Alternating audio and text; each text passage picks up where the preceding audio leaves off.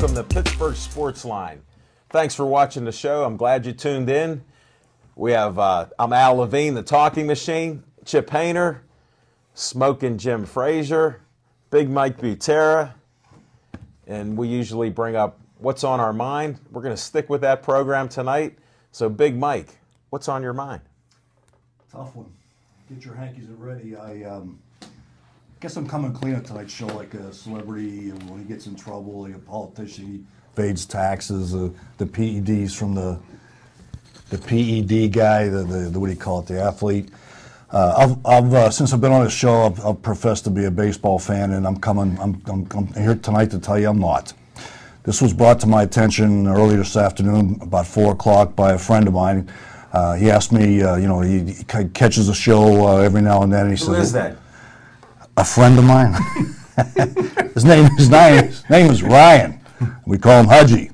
Those of us who love him, me. He said, "What are you going to be tonight with what's on your mind?" And I says, "Man, I'll tell you what. Every Sunday and Monday afternoon and evening, I try to go through stuff that I find to be interesting to me, that I might share with you in any sort of a segment during the course of the evening, and or when I have this what's on my mind jazz." Well, he says, well, how about talking about the World Baseball Classic? And I said, "What about it?" He says, "Well, aren't you excited about it?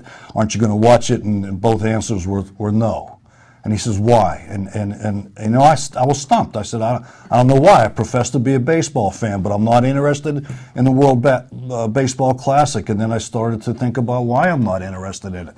Well, a couple reasons. Number one is I'm as USA as any one of these guys sitting at the table that's interested in my conversation machine. I wear the flag on my sleeve, on my heart, the whole 9 yards.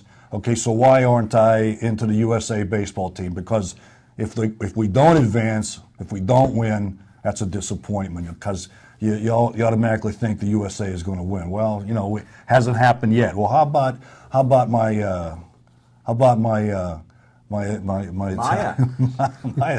Italian nationality? I'm second generation Italian, and I do have my Italian World Baseball Classic hat. But if I go to the roster, basically one of the reasons why I think I'm not interested is, I might recognize all the guys on the USA team, but if I go to the Italian team, there's Mike Piazza, who's a coach, and there's Francisco Savelli, who's bailed because of the PED allegations, and then there's I forget who the other one is that I'd recognize. But that's basically why I'm not into the World Baseball Classic, and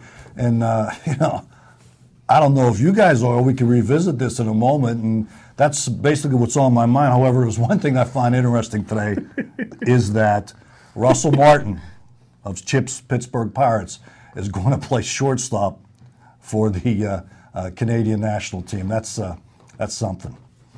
Okay, guys. Thanks, Big Mike. Yeah. What can I say? You stayed on point beautifully tonight. I'm glad you studied up. Thank you. I studied up. It happened at 4:30 this afternoon. Sarcasm doesn't go over well on the set, folks. Keep watching the show. You'll hear more of it. I guarantee it. Now, Smoking Jim Frazier, what's on your mind? Hey, thanks, Al Levine, the talking machine. I'm sorry I'm late. I had to go to Alabama real quick to cancel my Carnival cruise. I interviewed Terry Smith from Gateway recently, and congratulations. He's now the wide receivers coach at Temple University, and I know that he would not want me to reveal his salary, $150,000 a year. So congratulations to Terry Smith. And is it Black History Month still? Yes, it is. Black all month. History Month. All February. Saturday, I'm going to do the TV broadcast of the City League High School Basketball Championships. Couldn't be more excited about that game because Westinghouse Bulldogs, the boys, is in the game, and I'm predicting, I got to be non-biased being that I'm bringing the game, but I'm predicting that Westinghouse will beat Perry High School by 20 points. And don't forget that Westinghouse had two of the greatest basketball players to ever play in southwestern Pennsylvania. I think they're the top two players of all time. Number one was Maurice Stokes, greatest player in southwestern Pennsylvania history. And number two was Chuck Cooper. And why is that name ring a bell to everybody? Everybody knows Jackie Robinson in 1947, but Chuck Cooper in 1950 was the first black player drafted and played in the NBA, and both of them went to Westinghouse High School, and that's your Black History moment of the month. Yes, and Thanks. a building named after him down on Fifth Avenue. Really? Yes. Wow. We'll have to go visit 3 that. doors down. We got to revisit there, because I'm sure you've been there, Chip, so we got to revisit there. Drive by frequently. That's a pre-revisit before the revisit, so Hey, we'll hold back. don't say drive by when you talk about the Hill District. Right. Well, All right, we'll move on here with Chip Painter. What's on your mind? thank you, Alan. And Jim, great Pittsburgh sports moment, because that's a little known fact, but he was the Jackie Robinson of the NBA. Yes, so sir. good call on that. Thank you. What's on my mind? I've always taken to task people like Roger Goodell and the way he metes out his justice and everything like that. Well, the NCAA really has ended up looking as bad as it can look. I mean, even after all the missteps that were taken in the way that the Penn State fiasco was handled, they started an investigation into the University of Miami, and the investigators started because of some financier who was running a Ponzi scheme. In the process of him, coming clean, and he mentioned that he paid a number of the Miami University athletes, and this and that. So, in the NCAA's vigor to try to get to the bottom of what was going on at Miami University, and to preface this, the University of Miami admitted that there was wrongdoing on their part, and they took sanctions on their own to mitigate for the breaking of the rules that they had. So the NCAA decided that they were going to go and interview people and try to get information from them. But because the NCAA does not have the power of subpoena, you can say, no, I'm not going to answer any of your questions, and there's no legal recourse for you. So they had people that were part of this Ponzi scheme that would refuse to talk to the NCAA. So what the NCAA did is they backdoored these people. One of these guys was going into court on a bankruptcy hearing related to this. So the NCAA investigators went to the attorney that was going to depose him and gave him a list of 35 questions that they wanted them to ask him, because they weren't going to be able to get him in front of. It's a nice move.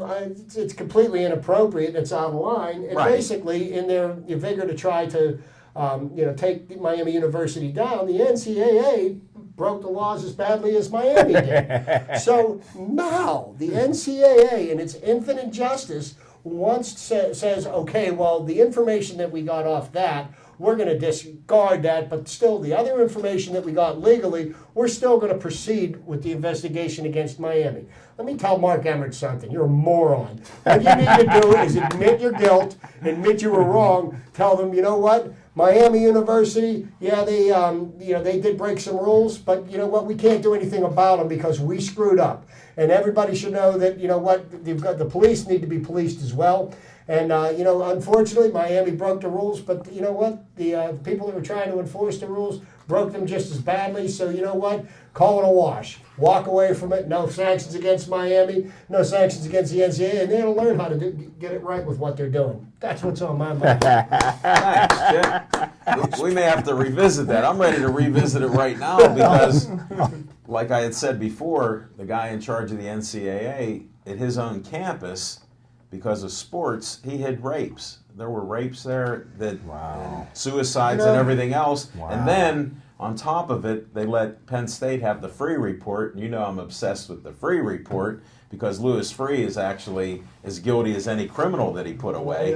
So we're revisiting before we revisit. But the moral to the whole story, people in glass houses shouldn't throw rocks. Hello. So he should just resign and get out of there and start with a clean slate with the NCAA. I mean, he's tainted as far as I'm concerned. I would question every investigation that he started from this point forward.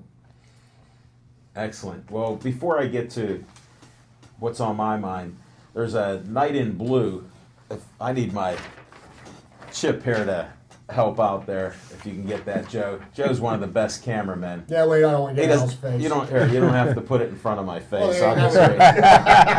I'll just read it. That's folks. This is live TV. When you see it on YouTube, we did this live. So. And we're clowns. Right, and this is the Western Pennsylvania Police Benevolent Foundation.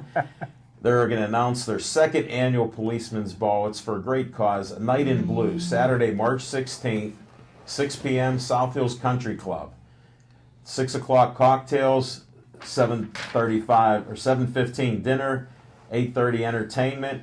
The attire is black tie optional. There's a whole list of things. There's an open bar, premium auction items, dancing entertainment by Jimbo and the Soup Bones. I've heard they're a great group. This is in recognition of all the officers and families who have suffered a death in the family with fallen brothers. Tickets can be purchased through Eventbrite, WPPBF board members, and South Hills Country Club. So we'll be talking about this over the next couple weeks, folks. Go out there. It's a great cause. Tickets for a single person, $80, $150 for a couple. And this is all to help the families who don't have the benefits to pay for helping the children, the other people in the families that are suffering too. And then on a lighter note, there's a Steelers Star in Action, Steeler footballers basketball team. And it's the police, you can get tickets, $7 tickets at Evie's, Eaton Park on 88, and the BP Police Records Room. And this is a game where you have the Steeler footballers basketball team. It's on Friday, March 8th. And you're going to have two guys from the show, Smokin' Jim Frazier, who's one of the best in this type of venue. He's going to let me tag along to maybe do some interviews and talk to some folks. And you guys know I can talk a little bit. So that's what's on our agenda there for the month of March. Not only will there be basketball madness, but we'll be out there too. And now what's on my mind is you got the first time ever, you guys, I don't know if you noticed this, but there's a sport called the Daytona 500. Yes, sir. Danica Patrick has the pole position. First time in history that's happened. Oh, these are athletes out here, Chipper. Come on now. You look like... That's one thing that's on my mind. Figured I'd bring that up because I peruse a lot of the sports out there, Big Mike. And another thing is Rocco Mediate. He turned 50 years old, and he won in the senior tour. His first time out, he wins the event. So congratulations to our local guy, Rocco. Job well done. Now we're all itching to go to our revisit what's on our minds from Big Mike. Big Mike, I don't care about the World Baseball Classic. I really don't. I'm a baseball fan. I'm a disgruntled Pirate fan, but I still love baseball and I watch baseball. You're a baseball fan even if you don't watch that World Baseball Classic. Then I don't owe anybody any apologies. I think I you felt have bad. to have a retraction there. I don't care about, what's his name, Huggy or? Hudgy. Hudgy. Hudgy, if you're listening now, I know you're a new viewer of the show. We welcome you aboard. No, when he asked me why, and it stopped me dead in my tracks, and I started to think about it. I said, geez, how can I be a true blue baseball fan if, in fact, I can't watch something like that? But however, I do recall when I was a kid, back in the 50s and 60s, that on weekends, I guess it was just maybe a Saturday and or Sunday, there was Caribbean baseball broadcast live to the United States in black and white, and I watched it every year. And it wasn't so much that there was a a Major League Baseball player on any of the teams. It was just pure Caribbean baseball, and I got my kicks during the off season by watching that. I don't need to watch a World Baseball Classic now because we're in Take back spring that training. apology. That was embarrassing hearing you apologize for something. Well, then You I have to apologize for apologizing. But Thank you. We'll move on with revisiting. We're visiting. Oh, and for the Policeman's Benevolent Ball, telling you right now, Jimbo and the Soup Bones, worthwhile entertainment if you get a chance. There's the endorsement there. You March will 16th, enjoy them. folks. I have seen them before live, and they're a lot of fun. What type of music? Just about anything that you can imagine, and they do a lot of original songs, and you'll laugh a little bit at some of the lyrics. Oh, there you go. Hey, Smoking Jim, I have a statement there. Congratulations on announcing the championship game. Oh, I thank do you, have a sir. fond memory of that one game that I told you I was at the championship game with Fifth and Shenley back Yeah. in the late 60s. Yeah. So will that be broadcast anywhere that we can pick up Smoking Jim Frazier and his insights? It sure will. We got the whole television station of Channel 21. Okay. It's going there. We'll have So three PCTV, you'll have cameras? PCTV 21, and it'll be shown. It'll be aired the following Saturday, and it'll be shown at least 4 times. I'll get you Where's the dates. game going to be played this year? Well, it's City League. So Neutral site? Well, yeah, City Any League. fans allowed to be there? Well, it's City League, so we won't know. Because I remember when no fans were allowed. Yeah. So, and unfortunately for the City League, the WPIL plays at the Plumbo Center. And the City League used to play at the Pitt Field House, and they used to play over at the Mellon Arena or the Civic Arena. But now it's at a city school. And we won't know till after tonight. The girls play their semifinal championships tonight. So it can't. The game can't be at one of the schools. Who wins? That the boys or girls have, because the boys and girls games are the same day. And so the favorite team to go was Obama, with the best player in the city is Darrell Porter's son. You remember Darrell Porter? Yes. From Pitt. His son is the best player in the city. And Obama got upset by Perry yesterday in overtime, and Darrell Porter's son missed the layup in overtime to win the game. But the so now I'm hoping that the game is at Obama, and Obama was formerly known as Peabody for 200 years. Sure was. So they closed Peabody for a year and then reopened it as Obama. But Obama girls are playing. That might be the the score. Obama's girls are playing Alderdice tonight. Mm-hmm. And Alderdice is absolutely the worst place you want to have a city to do TV for a basketball game, because there's absolutely no place, but Peabody's the best place to play. So if Alderdice upsets Obama tonight in the girls' game, the game will be Saturday at Obama. And right now, Alderdice is winning so far. So I keep knew your we'd fingers get an crossed. update. It'll be an upset. But if Obama's girls beat Alderdice like they're favorite to do, then it'll be at Alderdice. There you go. So let's hope for it to be at Obama. For your sake, I will do that, For our Jim. sake, yeah. And I was just out in that neighborhood meeting a good friend of mine. Really? I passed Obama High School the other day. I was meeting with a good friend of yours and mine, Ed Gainey. He's the man. And a shout out to him. He won a very hard fought election in the 27th district there. Wow. And his office is probably about a block away from the school there. So Ed he told me to say hello to you, Smoking Jim. So, and there's another update, folks. This table's vibrating right off of here. On that, I'm going to move forward there. We want to thank Sips Sports Bar. It's located, there's numerous addresses, but the one that I see is 3024 West Liberty Avenue. Now, they said... Simplifying for people. It's at the corner of West Liberty Avenue and Kelton. Right there on the corner, bam. Don't worry about the numbers. And here's how simple it is, folks. When you're going by, you see CIPS, SIPS. It's not Chip. We had people thinking it was Chip's place. It's not Chip's place. No. Although we do go there, we appreciate the food, great food, great food, drinks. great atmosphere, everything. The service is fantastic. The owners are great. Come on down. Monday night, there's not much happening here up and down. Just watch sports there. We do. We talk sports. You're welcome there. We'll have some great guests. We had 2 great guests there last night. We had a nice show there. A lot of sports talk. If you like any of this or you even want to ask a question, come down to the show. We may even let you on and make you a star for 5 minutes. You're more than welcome. You too, Big Mike. You can come out on a Monday night. Well, maybe not. The wife won't let you out. You're retired, so we'll leave that go for another day. Now, one of my favorite parts is Fiction and Fact from Smoking Jim's Almanac. That's you, Smoking Oh, Jim. okay. Well, thanks, Al. I appreciate that. Nifty 50.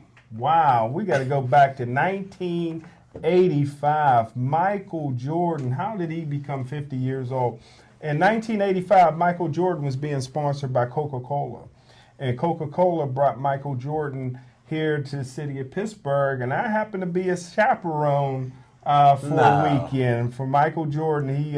He wore a all black with red stripes, sort of like this jacket, Adidas outfit. He was sponsored by Adidas as well. Took Michael Jordan to the Holiday House in Monroeville. Wow. Holiday House in Monroeville. Yes, I've been there many times. And Michael Jordan was, I tell you what, he could have been invisible. Nobody really knew him. He went around. We went to the comedy club. We went to the supper club. We met Barry Bonds out there, and Louis Lips joined us out there. Barry Bonds talked our ears off, and he was just a young cub then. And I tell you what, I couldn't understand why the media says that he was a poor interview, because we couldn't get him to shut up. But here is the fact. That night, the biggest celebrities in the house were not Michael Jordan, not Louis Lips, not Barry Bonds. The biggest celebrities in the house was Jerome Lane and Charles Smith. They couldn't move around at the nightclub without a crowd around them. So, little fiction and fact from Smoking Jim's Almanac, 85, Michael Jordan was in the house. Thanks, Smoking Jim. I appreciate that one. Sweet. Bringing out some good memories. All right, now we go to another one. This guy always talks about, this is useless trivia. It is not. We got people that like it, like myself. My head's a fountain of useless information. So. Well, here, let me give the tip off here to you, and then you can carry it. Chip's trivia time, folks. Pay attention. Okay. Now, we're all Pittsburgh Pirate fans in this city, right? Okay, I got a simple little trivia question to ask everybody. What two former Pirates are going to be the highest paid outfielders for the New York Mets this year? Wow. Oh, boy. I don't know. Okay. You stumped us. Jason Bay would be one. Whoa. The other one is Bobby Bonilla. Oh, still. He hasn't played baseball in 13 years. He's not playing. They're still paying him. So the Mets have proven my point once again, that if you get an athlete, overpay him, lock him up for 20 years, and your franchise can pay for it. That's my first useless bit of information. On another note, I do have some statistics to back this up, some trivia facts, but a very notable sports person in the United States, I'd say probably one of the second most recognized sports owners, passed away yesterday. Dr. Jerry Buss, the owner of the Los Angeles Lakers, and may he rest in peace. I think the only other sports team owner in the United States that has more notoriety than him was George Steinbrenner. Okay. Now, one thing that George Steinbrenner and Jerry Buss did was they had built, the two greatest teams in their sports history. Now, if you look at the Los Angeles Lakers, Jerry Buss bought the team in 1979. Okay, wow. So as owner of the Lakers, he owned that team for 34 years. 31 of those years, he went to the playoffs. These teams made 16 trips to the finals and won 10 championships. They won 18 division titles. Their winning percentage for 34 years was .659. Wow. And out of those 34 years, he had 6 NBA MVPs. That just goes to show you that an owner that is committed to, creating, a legacy, a winning atmosphere. I'm telling you, a lot of people can learn a lot of things. These guys spent a lot of money, but nothing was bigger in the '80s than Showtime in the NBA. Magic Johnson, Kareem Abdul-Jabbar, James Worthy, Michael Cooper, et al. Yeah. And he kept it rolling through. And he had the foresight to snatch Kobe Bryant up when he was an 18-year-old. And Kobe Bryant arguably could be the second greatest player in NBA history. Mm-hmm. There's going to be people that will always argue that. Some people say that Michael Jordan always will be the best. And then there's the school of thought where people seem to think that, Wilt Chamberlain is. So, I think they're all valid arguments, and that's not what I was here for. But the statistics about That's Jerry trivia, Buss, Chip. You're giving more trivia. The the statistics that, is a great answer to. I mean, I don't think anybody in basketball is ever going to accomplish that again. But you tip our hat to them, and our condolences go out to the Bus family. Very good. Excellent there, Chip. Here's a bit of trivia for you. Go ahead, Big Mike. 27, 28, 29 minutes ago, I'm sitting in the lobby, asked Chipper if you watched the NBA game All-Star game last night, because I was told there was one. He says, I don't follow the NBA, and he just did a segment on interesting stuff. Big It's Mike, trivia. as a general rule, Nevertheless. I won't follow the NBA, but this is something that just transcends the NBA itself. It's more of a sports-related thing nationwide because, I mean, the Los Angeles Lakers are the New York Yankees of the NBA, I mean, there's the Lakers and then there's everybody else. But you named names. That was good stuff, man. That was good stuff. He doesn't hold back here. That's Not why at it's all. Chip's Bar and I know, corner of Kelton and West I know a Virginia. little bit about a lot, but not a lot about anything. Oh, it's Chips. Now, when Smoking Jim's done with his updates, folks, we're going I'm to talk ready. a I'm little ready. boxing, buddy. I'm ready. How's boxing? Well, What's happening in the boxing scene? You want to mention who we talked to last night? Well, I'll back up to that. What's happening in boxing starting March 2nd? You can catch Al Levine, the Talking Machine, and myself starting to do the Golden Glove boxing. Golden Gloves is starting. It's live and well. I'm all for the kids. I'm like Jimmy Savetic. I'm all for the kids because that's the foundation that's going to build the next professional boxing. I think that Pittsburgh is fastly becoming the mecca of boxing. It's not Las Vegas anymore. It's going to be right here in the city of Pittsburgh, and we're going to have a lot to do with that.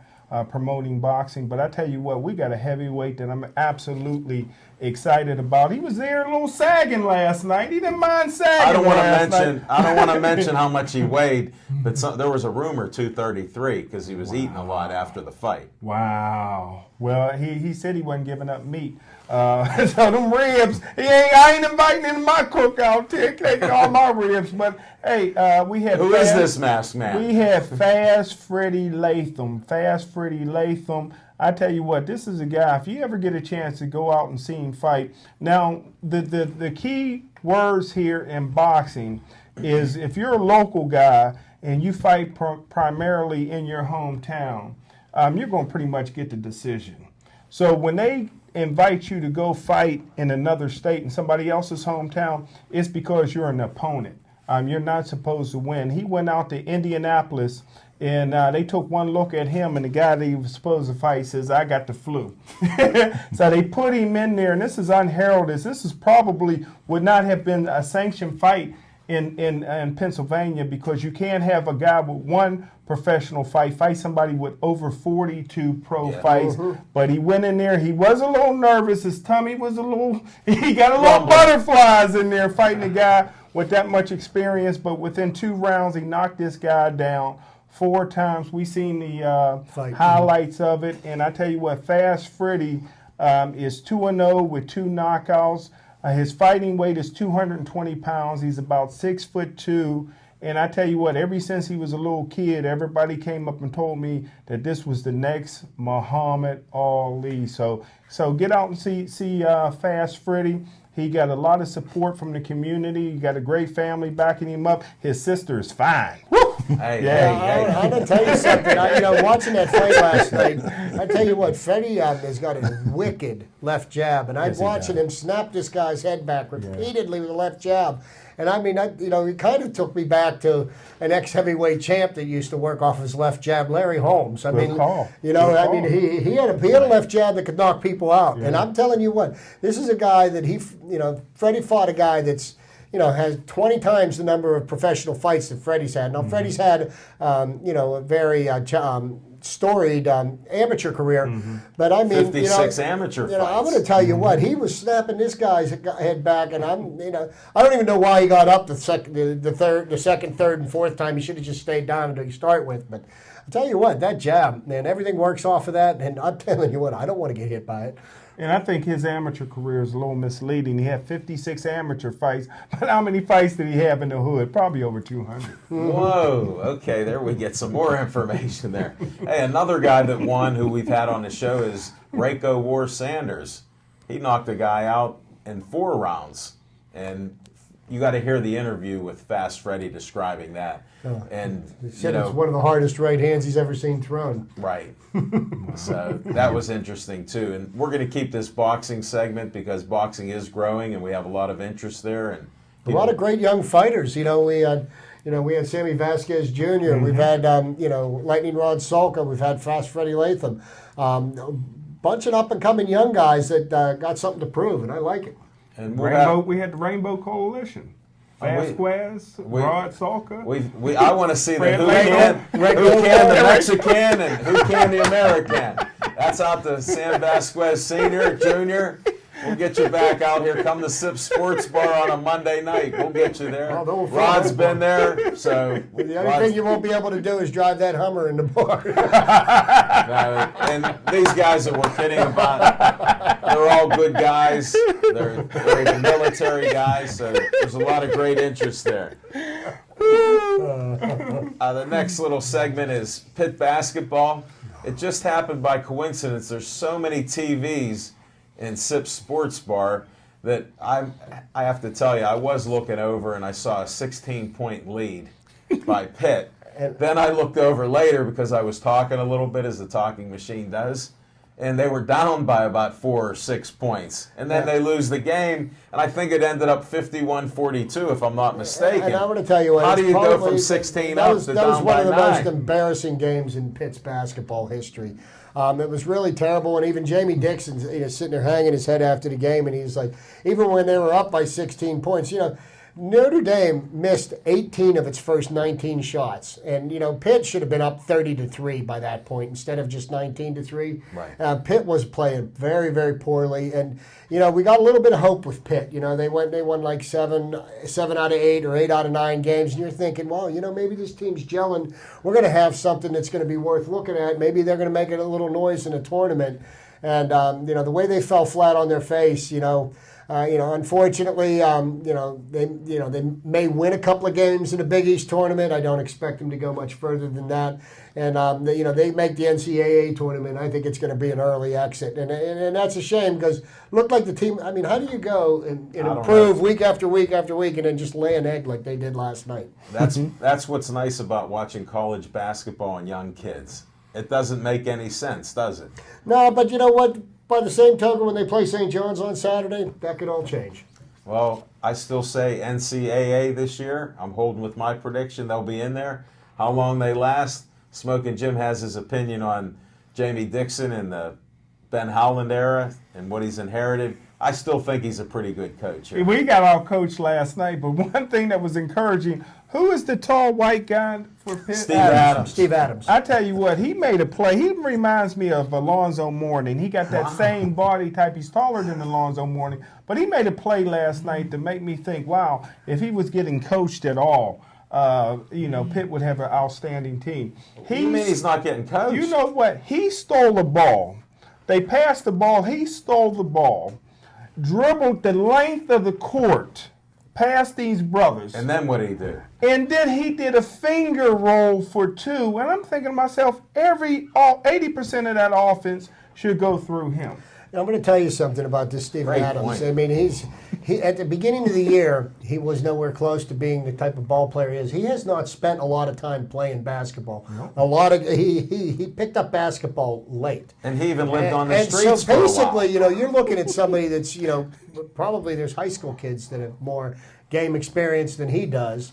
But, there's people talking like, oh, geez, he's going to be a lottery pick in this year's NBA draft. And I know, 7-footers, they're going to get you multi-million-dollar NBA contracts because, the fact that they're 7 foot and coordinated. But, you looked at the way he's improved. I think, it would be in his best interest to stay in college for another couple of years. Most importantly, to get your degree.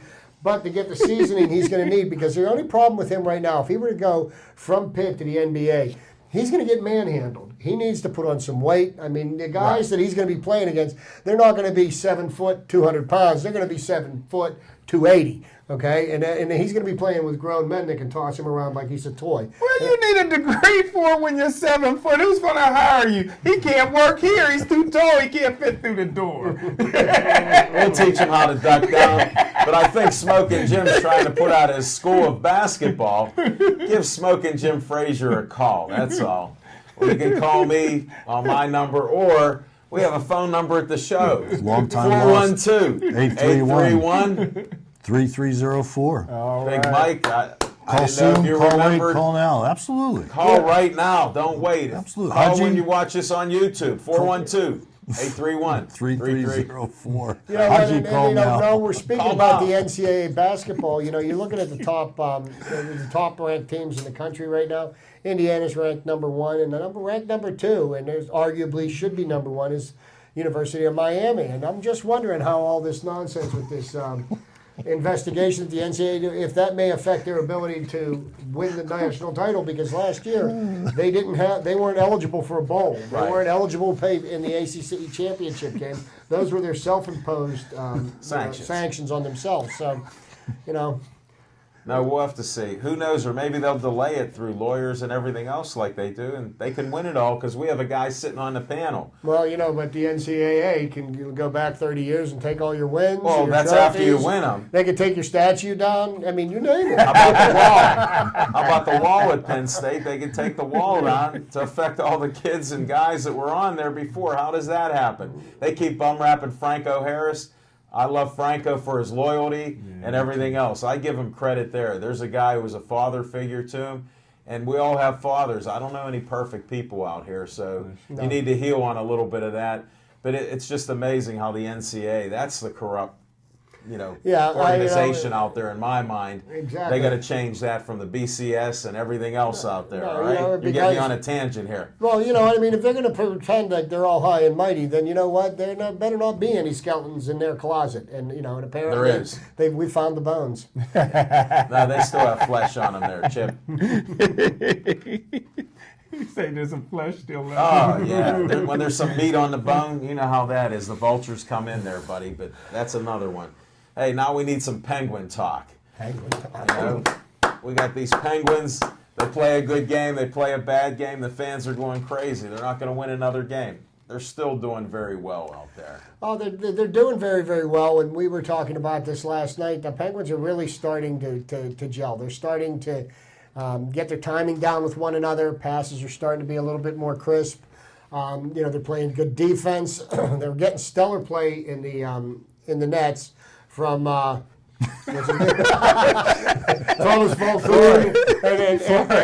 and Marc-Andre Fleury. The defense is playing real well. You see the defense bringing the puck up, playing in the offensive zone. And they keep puck out of there. You got to get the puck out of there, too. Paul Martin, Big Mike? Paul Martin was the man. Everybody last year said the Penguins had no business paying him $5 million. He got the game winner the other night in Buffalo. So, a lot of people are contributing, and the one thing that the Penguins, the one thing they're going to have to overcome. Everybody said at the beginning of the year, Philadelphia, because Philadelphia took us behind the woodshed last spring, and they did. And they said the Rangers were going to be the strongest team in the East.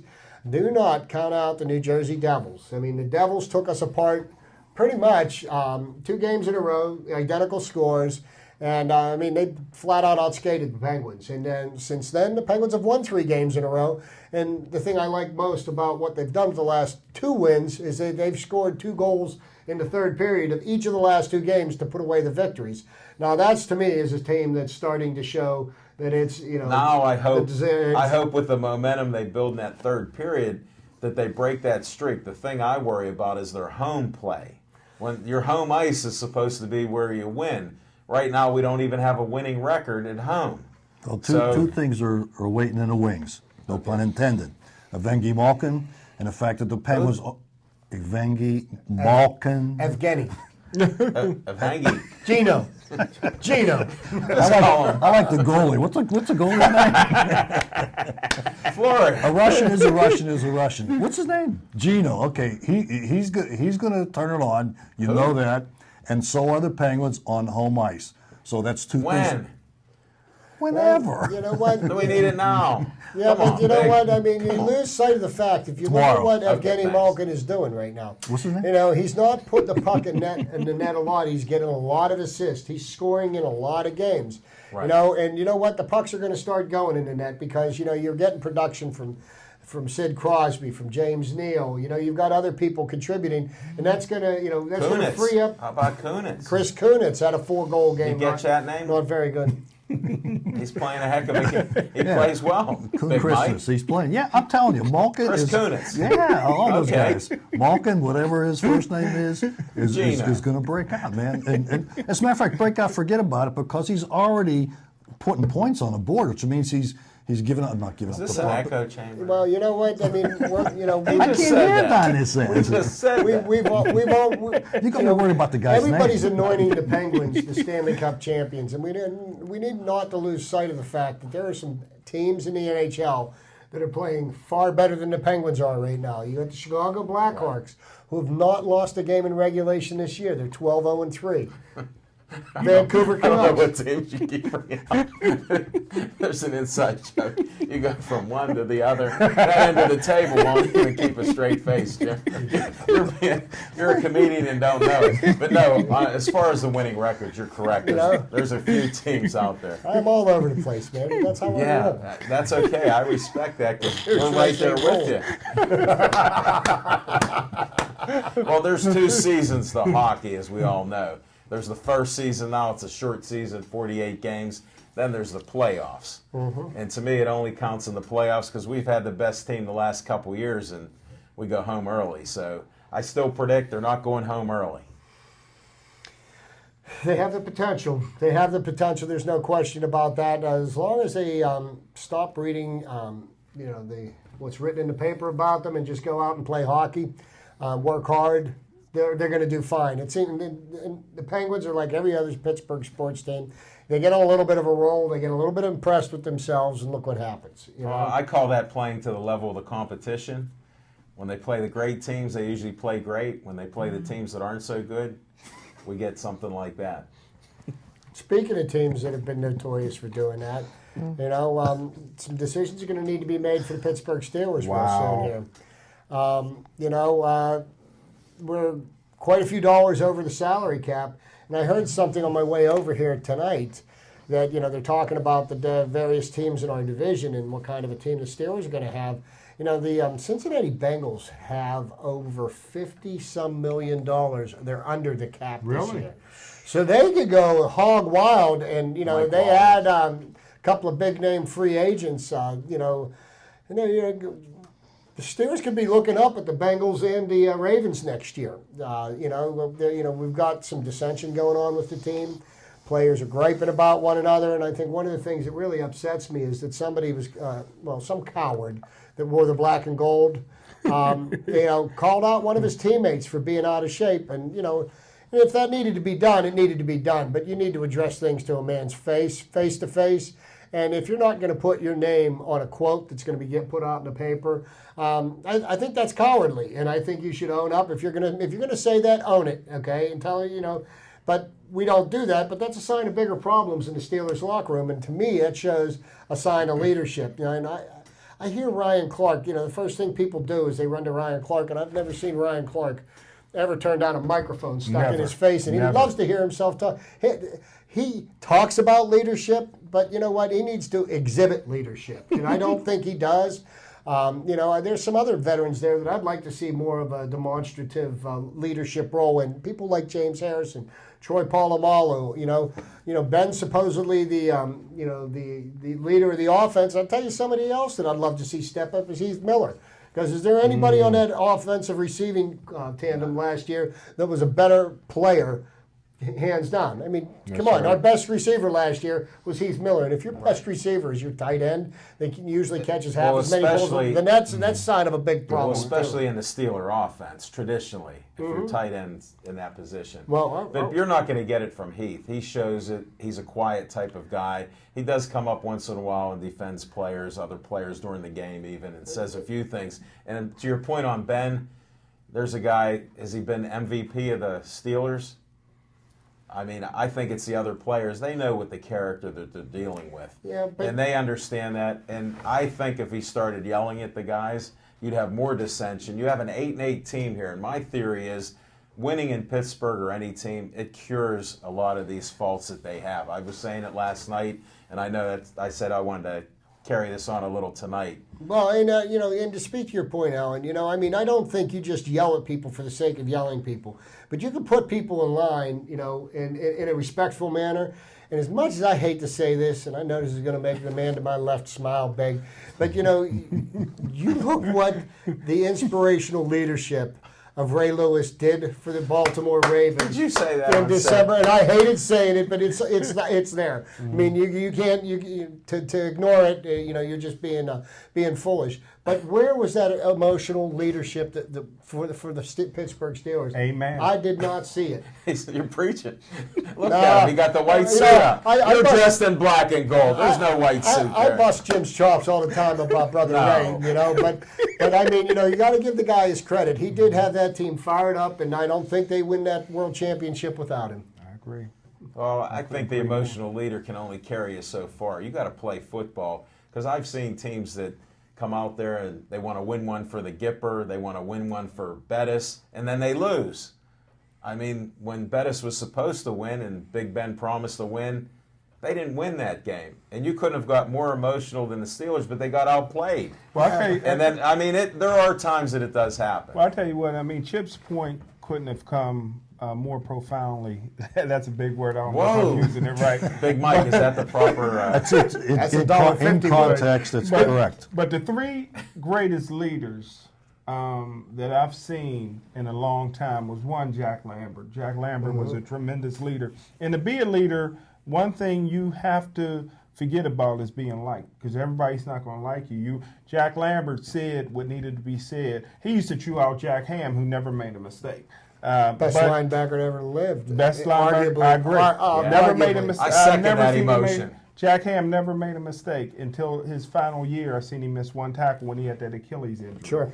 After that, he retired. But now another guy who was an underrated leader that didn't get credit until after he retired was Greg Lloyd. Greg Lloyd was a tremendous... See, to be a leader, you got to be a leader in that locker room. It has to be somebody in there that when you say keep your mouth shut, they keep their mouth shut, or when you say show up, they show up. And that's what Greg Lloyd was. Now, if we all know Ray Lewis was a great leader, I really believe that the Baltimore Ravens are going to take a step back. Because even after the game, you guys probably didn't hear it. I was on the road. No, I shut it off completely. But there was The TV was dissension off. on the radio that you guys didn't see on TV. I had the radio feed on, and Terrell Suggs was mad because he wasn't up on the podium. He's being interviewed by the radio, and he says, why ain't I up there on the podium and act like I ain't have nothing to do with this? He says, I guess I just got to win the Super Bowl on my own. So there's already going to be dissension. When you give Flacco $20 million, that's going to divide that locker room. Yes, it is. Ray Rice is not getting money. Flacco's getting money. Terrell Suggs is not getting money. And you don't have that leader in Ray Lewis that's coming in there and telling everybody to keep their mouth shut. So I look for the Ravens, who's an old team that lost 4 out of 5 down the stretch, to really come apart next year. And you are right, and I agree with you 100%, Chip, that Ray Lewis is the greatest football player of all time. Oh, he didn't say the greatest football player of all time. Y'all put words in his mouth. Oh, yeah. He didn't take it. Look, he's going to throw his own words out right at you. There they come. To speak to Jim's point, he mentioned Greg Lloyd, he mentioned Jack Lambert, and he mentioned Greg Lloyd. These people kept it in the locker room, I mean, you know what? If you're going to be a leader of the team, that's what you do. You talk to your brothers in your own house. The reason why I say Ryan Clark is not that type of man, because he's running to get a sound bite. I agree. Okay, and he's going to try to talk about how he's all this and that and the other thing through the newspaper, and that's not how you communicate with people. So Good point. I think in football, when you spoke about Lambert, and forget the fact I don't know anything about football in this day and age, but did he, in fact, do what I think Lambert did, and that's what Lambert got his face into everybody's face, opponents, teammates, got it into the dirt. How about that guy that roughed up our kicker in the Super Bowl after he missed Harris. Charlie Waters. Charlie Waters. He got flattened by Lambert. Yeah, well, you know what? There was amazing thing. The most amazing thing about that is that Lambert didn't get ejected because Or flagged. the Did he get refs, flagged? that was an ejectable offense right there. But I mean, other members of that Steeler team that were leaders and the quiet, strong leadership, you could never be denied about Joe Green. Oh, yeah. I mean, the Steelers franchise right now was built with Joe Green as the foundation block, agree. and there's no question. Did Ray Lewis, during his career, you talk about his emotional stuff and all that jazz, did he, in fact, do that? Did he play football as hard as he talked? Did he walk the walk like he talked the talk? I mean, it's out there on tape. I'm asking you. I'm asking you. It's out there on tape. He did bring it every Sunday afternoon. He played his heart out, and you know what? He may have got beat by somebody, but I'm telling you what, he gave 100% of the plays. He never took a down off. Well, nobody was like Lambert. Lambert was more like Bobby Knight. And that was his personality, Bobby Knight. I mean, and Lambert would fight. He wasn't even allowed. Here you got a white guy who's an icon around the world, wasn't allowed in none of the bars here in the city of Pittsburgh because he was fighting. He could only go to a bar in Oakmont. And, no, you got tossed in there, too. Yeah, he did. The toughest guy. Well, here, I'll give you a story on Jack Lambert. Okay. There was a place in Mount Lebanon called the Sunken Cork. Oh, yeah. And I remember. it's across the street from the saloon. The saloon's still there. The brothers never talked about going there. Well, that's because most of them didn't. We're talking about Mount Lebanon. Okay, now, there were different, I won't name all the Steelers that would come down there, but you'd walk down the steps. It was a great establishment, nice place. And I happened to be there one night with a couple friends of mine. They may even remember this. I won't mention the names and drop names except Jack Lambert's. Well, he was with a girl. And these guys kept coming up to him. And to me, he looked like just a skinny guy, that he wasn't even strong, in street clothes. So they kept pushing at him. Well, the owner of the bar come down and said, hey, just leave him alone. And Lambert was just growling a little bit. He was trying to be a gentleman there. And these guys are using all kind of foul language and everything. He didn't fight. Wow. He didn't fight that night at all. Wow. And he had true class. And these guys, there were 3 or 4 of them trying to gang up on him. They got escorted out of the place finally because they were so abusive. But he did not throw a punch. He did not fight. Maybe that was a Lambert impersonator, like Big Ben had that impersonator There going around with all them women. There was no doubt because before this, I had the pleasure of meeting him, and that was Jack Lambert, just the way he talks. Well, and you know how he spoke. You know, what happened with the Steelers in the 70s and their proclivity for a little bit of rowdiness and everything? You know, that can't happen anymore because in this day and age of mass media and everybody's got a phone that can take pictures and video. Speaking of phones, yes. And they're posting stuff on Facebook and YouTube and everything else. Now, anything anybody does, it's immediately available to the world within seconds of it happening. And since you mentioned that, Pittsburgh Sportsline has a fan page on Facebook. Go out there. This Chip Hayner, he's not a Facebook guy, but he's the best promoter. You can see our shows there. If you hit where the like button is, and it says likes now, so click on that button. I learned Facebook. You can learn it. We need some people hitting that like button up there because it's likes. We're at 70 likes as I come in tonight on the show. This is a week we've been up there. We have a lot of great sports fans out there. Matter of fact, we got Zach Bruner coming from Bruner Construction, and I do everything. He was security at the Rod Salka fight. He's going to be a guest. Really? Yes, he promised me he'll be a guest, and he'll talk sports and whatever we want to talk about on sports. So young Zach Bruner's going to be there, and he'll talk security, too, how he did the Rod Salka fight and other fights. So he'll be there. We'll have some other guests. Smoking Jim's told me there's going to be an artist in the house. A guy's not going to even go to play football in college. He's a great athlete. So we'll get some people out. And I want to thank Robin Allen Clark for coming out, having a great interview. She has some great pictures. Robin, you got to put those pictures up on our Pittsburgh Sportsline site. Okay, but before we get We're going, not done yet. You just served up a volleyball. Right. We still have some time, folks. Yeah, here's what we got to touch on. We haven't mentioned anything about the Puckos this week. And the Pirates have extended Clint Hurdle's contract through the 2014 season with an option for 2015.